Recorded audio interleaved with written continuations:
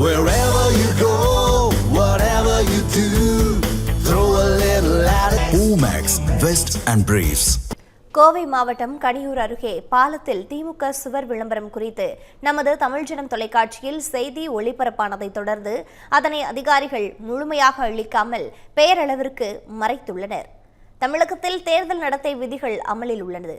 இந்நிலையில் கோவை மாவட்டம் கனியூர் அருகே ஊஞ்சப்பாளையம் பிரிவு பகுதியில் உள்ள தேசிய நெடுஞ்சாலையின் மேம்பால சுவற்றில் திமுக சுவர் விளம்பரம் இருந்துள்ளது.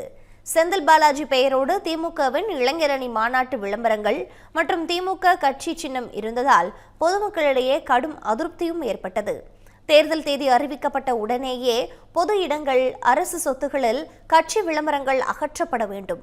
ஆனால் தேசிய நெடுஞ்சாலை பாலத்தின் சுவரில் வரையப்பட்டிருந்த திமுகவின் சுவர் விளம்பரம் அளிக்கப்படாமல் உள்ளது குறித்து நமது தமிழ்ஜனம் தொலைக்காட்சியில் செய்தி ஒளிபரப்பானது.